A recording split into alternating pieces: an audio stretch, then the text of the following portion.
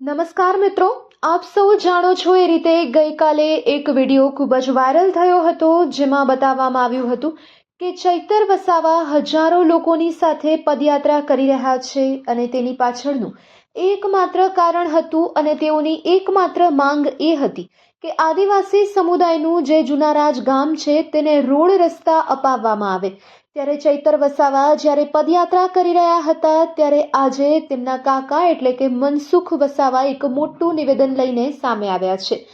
તેઓ જણાવી રહ્યા છે કે ચૈતર વસાવા જુનારાજ ગામ એટલે કે એ મનસુખ વસાવાનું ગામ છે અને આ ગામમાં જ્યારે રોડ રસ્તાની માંગને લઈને પદયાત્રા યોજી હતી ત્યારે અહીં રોડ રસ્તા બનાવવા માટે ગ્રાન્ટ પાસ થઈ ગઈ છે અને દિવાળી પછી તેનું કામ પણ શરૂ થવાનું છે અને ચૈતર વસાવાને આ તમામ બાબતની જાણ હતી જ, તો પછી શા માટે તેઓએ પદયાત્રા કરી હતી? ક્યાંક ને ક્યાંક તેની સાથે ભાજપના કાર્યકર્તાઓ અને અધિકારીઓ પણ જોડાયા છે। તો ખરેખર મનસુખ વસાવા આ બાબતે શું કહી રહ્યા છે? તેઓ જણાવી રહ્યા છે કે ચૈતર વસાવાની સાથે કેટલાય ભાજપના લોકો જોડાયેલા છે અને તેઓ જ તેને આવું કરવા માટે પ્રેરી રહ્યા છે। તો ખરેખર આ સમગ્ર બાબત શું છે અને મનસુખ વસાવા આજે જ્યારે મીડિયા સમક્ષ આવ્યા છે ત્યારે તેઓ શું જણાવી રહ્યા છે, આવો વધુ સાંભળીએ તેમના જ શબ્દોમાં। સર, આજે ચૈતરભાઈએ એક પદયાત્રા કરી છે, જૂના રાજનો રસ્તો નથી બનતો તે વાત શું કહેશો? જો આજે ડેડિયાપાડાના ધારાસભ્ય ચૈતરભાઈ વસાવા એ જે જુનારાજ ગામ જે છે એ જુનારાજ મારું ગામ છે, કરજણ ડેમનું અસરગ્રસ્ત ગામ છે। લગભગ 50% જેટલા ઘરો ત્યાંથી સ્થળાંતર થઈને અલગ અલગ જગ્યાએ પુનઃવસવાટ કરે છે। 50% ગામ ત્યાં રહી ગયું છે। જ્યારે શરૂઆતના દિવસોમાં આ જુનારાજ જે બચેલું ગામ છે ત્યાં જવા આવવા માટે કરજણ ડેમમાં પાણીમાં બોટ દ્વારા વ્યવહાર થતો હતો, પરંતુ જે તે સમયે આદિજાતિ કલ્યાણ મંત્રી અને વન મંત્રી ગણપતસિંહજી વસાવાના માર્ગદર્શનમાં એમના મદદથી અમે જીતગઢથી જુનારાજ સુધીનો ગાડા ચાલુ રસ્તો હતો, જેમાં CPMની ગાડી પણ જતી હતી। આ રસ્તાને નરેગામાંથી થોડું કામ કરાયું અને બાકીનું કામ ગણપતભાઈએ ફોરેસ્ટ વિભાગને કહી અને બીજી સરકારની અને યોજનામાંથી અમે કાચો રસ્તો બનાવ્યો। જે તે સમયે જ્યાં જરૂર જણાય ત્યાં નાના મોટા નાળા પણ બનાવ્યા।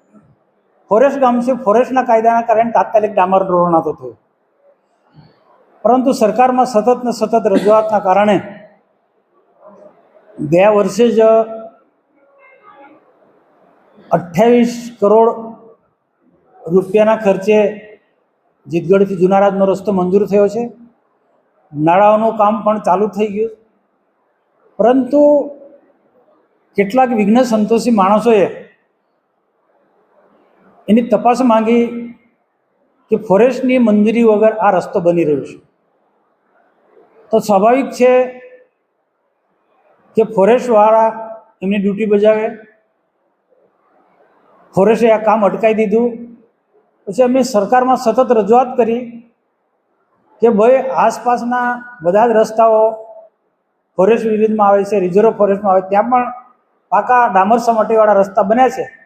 આ રસ્તો મંજૂર થયેલો છે, નાળાઓના કામ થાય છે અને આ જુનારાજ એક ઐતિહાસિક ગામ છે, તે રસ્તો તાત્કાલિક એ બનવો જોઈએ।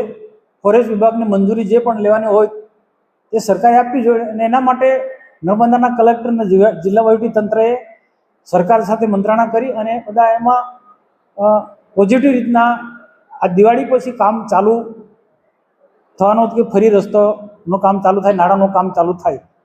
આ વસ્તુ ત્યાંના આગેવાનો, જે ગામના આગેવાન ગોપાલભાઈ છે, તાલુકા પંચાયતના સભ્ય કલ્પેશભાઈ છે, એને પણ ખબર છે અને ચૈતરભાઈને પણ ખબર છે આખી સ્થિતિની, ક્યાં કેવા સંજોગોમાં જુનારાજનો કાચો રસ્તો બન્યો અને ત્યાર પછી પાકો ડામર સપાટીનો રસ્તો બનાવવા માટે સરકારમાં જે વાતચીત ચાલે છે, મંત્રણા ચાલે છે, ચૈતરભાઈને ખબર છે. અને સમય પર આ જે પ્રશ્નને મેં જિલ્લા સંકલનની મિટિંગમાં પણ લાવ્યો છું. ચૈતરભાઈને આખી બધી જ ખબર છે, એ ધારાસભ્ય છે, ને ના ખબર હોય તે સરકારમાં પૂછવું જોઈએ. સેન્ચ્યુરી રહ્યા હોય, રિઝર્વ ફોરેસ્ટના જે કાયદા કાનૂન હોય ત્યાં સરળતાથી રસ્તા બનતા નથી. આવા વિસ્તારોની અંદર કોઈ પણ વિકાસના કામો કરવા હોય તો ફોરેસ્ટની મંજૂરી લેવી પડે અને બહુ સમય પણ લાગે છે. તો એ પ્રોસિજરમાંથી બહાર નીકળીને રસ્તો હવે બનવાનો છે. પરંતુ આ પદયાત્રા કાઢીને કંઈ ને કંઈ ચૈતરભાઈ કોઈ આ વિઘ્ન નાખવા માંગે છે. આજે આટલા ટાઈમથી એ ધારાસભ્ય છે, એના પહેલાં પણ જાહેર જીવનમાં એ કામ કરતા હતા. ત્યારે જુનારાજનો રસ્તો યાદ ના આવ્યો, અને હવે દિવાળી પછી એનું કામ ચાલુ થવાનું છે ત્યારે એ લોકોને, જુનારાજના લોકોને ખોટા ગેરમાર્ગે દોરે છે. એ જેલમાંથી છૂટ્યા પછી તરત જ એ જુનારાજ ગામમાં ત્યાં રોકાયો, 2 દિવસ રોકાયો, ગામના લોકોને મિટિંગ કરી, આસપાસના લોકોને મિટિંગ કરી, અને કેટલાક બધા લોકોને એને નેગેટિવ વાતો કરી અને ત્યાં એક સંગઠન બનાવવાના પ્રયત્ન કર્યા. અને આ પદયાત્રા કાઢી એક નાટક છે.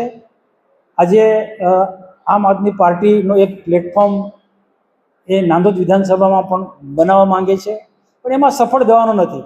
આજે ત્યાં કેટલાક લોકોને ગેરમાર્ગે દોર્યા કે તમે બધા ચૈતરભાઈની મિટિંગમાં આવો, પદયાત્રામાં જોડાઓ, જંગલની જમીન જે લોકો ખેડે છે એમને આપી દઈશું, નવું ખેડાણ પણ હું કરાવીશ.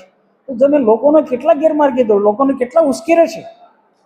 તો આ તો હંમેશા એ સરકાર વિરુદ્ધનું કામ કરી રહ્યો છે. હું જંગલની જમીન હું ખેડાવીશ, જે લોકો ખેડે છે એમને અમે આપી દઈશું. ભાઈ, જેની પાસે આધાર પુરાવા હતા એમને સરકારે આપી જ છે, અને કેટલાક પેન્ડિંગ કેસ છે તે પણ અમે આપીશું. પણ લોકોને આ ઉશ્કેરવાનું કામ કરે છે. લોકોને ગેરમાર્ગે દોરીને ખોટી રીતના ખોટી વાતોમાં ભરમાવી અને આમ આદમી પાર્ટીને મજબૂત કરવાના એ પોતાના પ્રયત્નો કરી રહ્યો છે, પણ એ સફળ થવાનું નથી. આજે અમે જિલ્લા કાર્યકર્તા સંમેલન નહીં પણ કાર્યકર્તાનું મિટિંગ બોલાવી. આખા નર્મદા જિલ્લાના બધા જ કાર્યકર્તા આવ્યા, સંગઠનના લોકો, ચૂંટાયેલા લોકો. તો મેં આ જ વાત કરી કે હવે શું ચૈતરભાઈ આ જ તાલુકા પંચાયત, જિલ્લા પંચાયતની ચૂંટણી આવે ત્યાં સુધી આ જ પ્રકારના કોઈને કોઈ પ્રકારના એ નાટક કરશે ને કંઈક લોકોને ગેરમાર્ગે દોરશે. સરકાર આટલા સુંદર કામ કરે, ખૂબ સારું કામ કરે છે, આદિવાસી વિસ્તારના પણ વિકાસના ખૂબ સારા કામો કરે છે. એ વાત લોકો સુધી, અમારા કાર્યકર્તાને કીધું આપણે લોકો સુધી પહોંચાડવી પડે, નહીં તો આપણા કાર્યકર્તા બેસી જ રહેશે તો ખોટા લોકો હાવી થઈ જશે. એટલે અમારા કાર્યકર્તાને પણ આજે સાવધાન કર્યા છે. અને આવનારા દિવસોમાં એ જુનારાજને ટાર્ગેટ કર્યું છે કે જુનારાજ મારું ગામ છે, મારી જન્મભૂમિ છે. હું રહું છું પુનઃવસાટ બાગપરામાં, પણ ત્યાં મારું જુનારાજ છે. એટલે એ મને ટાર્ગેટ કરવાના પ્રયત્ન કરી છે. અને ત્યાં જુનારાજમાં આ જે કાર્યક્રમ કરે છે એમાં પાર્ટીના પણ કેટલાક લોકો એને અંદરખાને સમર્થન કરે છે. એ અમારા ધ્યાનમાં કેટલાક આવ્યા છે. કેટલાક મોટા નેતાઓ પણ ચૈતરભાઈને સમર્થન કરે છે અને કેટલાક ગામના લોકો પણ સમર્થન કરે છે. એના માટે પણ પાર્ટીમાં અમે યોગ્ય જગ્યાએ ધ્યાન દોરીશું. હવે એમને સમજાતું નથી કે પાર્ટીના લોકો, પાર્ટીના કેટલાક આગેવાનો ચૈતરભાઈને કયા ઉદ્દેશ્યથી સમર્થન કરી રહ્યા છે એ સમજાતું નથી. ખરેખર તે પાર્ટી નુકસાન કરી રહ્યું છે. સર, બીજી વાત કે એ જે રસ્તાનું ખાતમુહૂર્ત પણ તમે જ કર્યું હતું, તો પછી અત્યારે ફોરમે શું થાય? મેં જે વાત કરી કે આ રસ્તાનું ગયા વર્ષે અમે ખાતમુહૂર્ત કર્યું હતું. ધારાસભ્ય ડૉક્ટર દર્શનાબેન દેશમુખ પણ હતા, અધિકારી પણ, એ વિભાગના અધિકારી પણ હતા, કામ ચાલુ પણ થઈ ગયું. નાણાંનું કામ પૂરજોશમાં ચાલ્યું.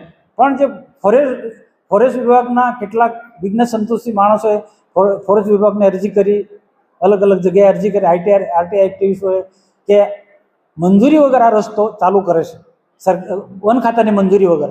એટલે વન ખાતાવાળાએ આ અટકાવ્યું. તો એમાંથી પ્રોસેસમાં પણ બહાર નીકળી ગયા છે. હવે એ દિવાળી પછી એ કામ પણ ચાલુ થવાનું છે. એટલે આના કારણે, અને તે પણ ચોમાસામાં સમય દરમિયાન જ અટક્યું છે. આમ બી ચોમાસામાં કામ તો બંધ જ રહેવાનું હતું, ચોમાસા પછી કામ ચાલુ જ થવાનું હતું. પણ ચૈતરભાઈ કોઈને કોઈ રીતના આ કયા ઉદ્દેશ્ય સાથે, મને લાગે છે કે આ રસ્તામાં રોડા નાખવા માટેનો આ પ્રકારનો કાર્યક્રમ કરે છે એવું મને લાગે છે. એનઓસી નથી મળી ફોરેસ્ટ તરફથી ને કામ અટકી ગયું. જો ભાઈ, એક વસ્તુ છે કે વર્ષોથી રસ્તો નહોતો થયો, મંજૂરીની અપેક્ષાએ કામ કોન્ટ્રાક્ટરે ચાલુ કર્યું હતું. અને ઘણી બધી જગ્યાએ આ થતું હોય છે, ઘણી બધી જગ્યાએ આ થતું હોય છે. મંજૂરીની સ્ટેચ્યુ ઓફ યુનિટીના આટલા મોટા પ્રોજેક્ટ થયા, ત્યાં પણ એ જ થયું છે. હું ત્યાં પણ મેં સરકારમાં પણ કહ્યું છે, જિલ્લા સંકલનની મિટિંગમાં પણ મેં વાત કરી. તો સ્ટેચ્યુ ઓફ યુનિટીના ઘણા મોટા પ્રોજેક્ટો આ કાયદો નથી નડ્યો, તો અહીંયા કેમ આ કાયદો નડે? એટલે છતાં સરકાર પોઝિટિવ છે. આ દિવાળી પછી એને મંજૂરી કારણ કે આવા વિઘ્ન સંતોષી માણસો, કેટલાક વિકાસ આદિવાસી વિસ્તારમાં એક વિકાસ થતો હોય તો કોઈનો હાથો બને, અને એ આરકે એક્ટિવિસ્ટ પણ એ આદિવાસીઓ જ છે. એ બધા ચૈતર હાથે જોડાયેલા લોકો છે. આજે જે લોકો તપાસ માંગે છે એમની હાથે જ જોડાયેલા લોકો છે. તો અમને ચૈતરભાઈને મારે શું સમજવું તે સમજાવતું નથી. લોકોને ગેરમાર્ગે દોરે છે. તપાસ બી એ જ માંગે અને રેલી પણ, પદયાત્રા બી એ જ કરે છે, હાથ કરે. એટલે લોકોને આ ગેરમાર્ગે દોરવાની વાત કરે છે ને આદિવાસી ભોળા માણસો આવા જુઠ્ઠા લોકોની વાતમાં આવી જતા હોય છે. તાલુકા પંચાયતના સદસ્ય કલ્પેશ વસાવાએ આપને પણ રજૂઆત કરી, કામ નથી થયું એટલા માટે એમની સાથે જોડાયા. કલ્પેશ વસાવા તાલુકા પંચાયતના સભ્ય, એનો બાપ જિલ્લા ગોપાલભાઈ વસાવા બધું વાત જાણે છે. એ આખી હિસ્ટ્રી જાણે છે. એ ગામના સરપંચ કલ્પેશનો ભાઈ એ આખી હિસ્ટ્રી જાણે. આ રસ્તો બને, ડામર સપાટીવાળો બને, એના માટે મેં કેટલી મહેનત કરી છે, સરકારમાં કેટલી રજૂઆત કરી છે, એ બધા જ જાણે છે. પણ કોકનો કોક કારણસર કલ્પેશને પણ ભાજપના કેટલાક અમારા મોટા નેતાઓ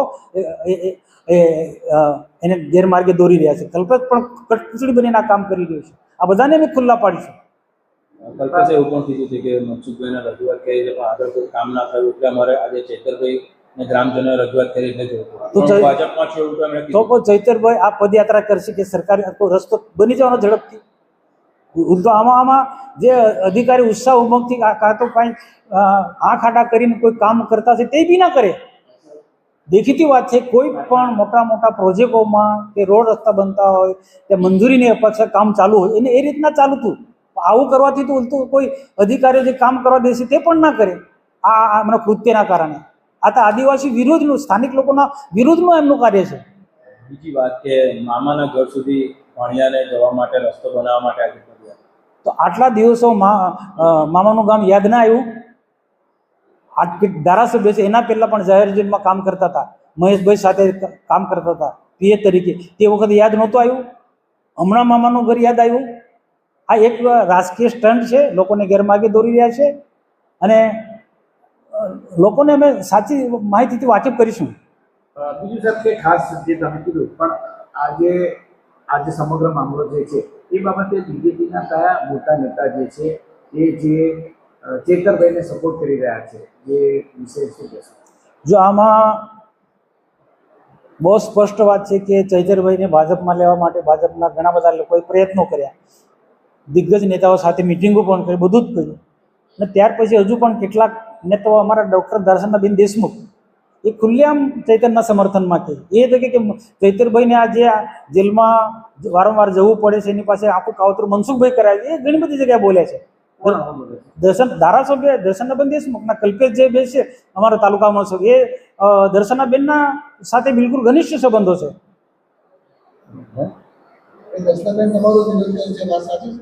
દર્શનાબેન એ કયા એંગલથી મારો વિરોધ કરે છે સમજાતું નથી. કારણ કે ઘણી જગ્યાએ બોલે છે કે ચૈતરભાઈને ફિટ કરવામાં મનસુખભાઈનો હાથ છે. જે ચૈતરભાઈ જે જેલમાં 19 દિવસ રહ્યા, 90 દિવસ રહ્યા, એ તો આ જે સંજય સાથે જે બનેલી ઘટના એ ઉપરાંત તો પાછલા 19 જેટલા ગુના છે એના કારણે ને એમના માણસોએ ધમકી આપી, સરકારને, કોર્ટને ધમકી આપી, કલેક્ટરને, પોલીસ વિભાગને ધમકી આપી, લાકડીને પાડિયા ધાર્યા લઈને નીકળી પડીશું આવી ધમકી આપી. એના કારણે પણ વધુ સમયની જેલમાં રહેવું પડ્યું. મનસુખ વસાવામાં કોઈ રોલ નથી, છતાં પણ દર્શનાબેન જેવા લોકો ચૈતરને બચાવવાના કઈ રીતના પ્રયત્ન કરી રહ્યા છે એમને સમજાતું નથી. જેલમાંથી છૂટ્યા પછી મોવીજી સભા કરી, એમાં સ્પષ્ટ કીધું કે એક આઈપીએસ અધિકારી મને ફિટ કરવામાં મદદ બહુ તાકાત લગાડી અને ભાજપના કેટલાક નેતાઓએ સખત મહેનત કરી મને જેલમાં મૂકી રાખવા માટે, પરંતુ ભાજપના કેટલાક નેતાઓએ મને મદદ પણ કરી છે. હવે મેં આજે જિલ્લાના લોકોને, પાર્ટીના લોકોને કીધું કે ચૈતન્ય મદદ કરનાર જિલ્લાના કયા લોકો શોધો ભાઈ.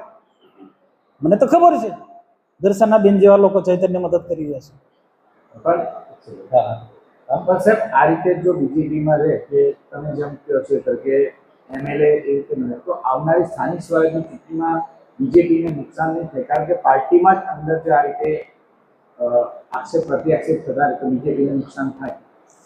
જો દેખીતી વાત છે, મેં આજે કાર્યકર્તાને એ જ વાત કરી કે ચૈતરભાઈને ભાજપમાં આવવું હશે કે નહીં આવું એ સમય બતાવશે, જ્યારે આવું. પણ કેટલાક લોકોને ચૈતરભાઈ લોલીપોપ આપે છે. ચૈતરભાઈ કેટલાક લોકોને જે પહેલાં જે ઉપર લઈ ગયા હતા ને અમારા પ્રકાશભાઈ દેસાઈ અને રીતેશભાઈ ઘનશ્યામભાઈ પટેલ લઈ ગયા હતા, એ રીતના હવે દર્શનાબેન લાગ્યા છે કે ચૈતરભાઈ ભાજપમાં જોડી દઉં. એ ચૈતરભાઈ લોલીપોપ, ચૈતર ભાજપમાં ક્યારેય આવવાનો નથી.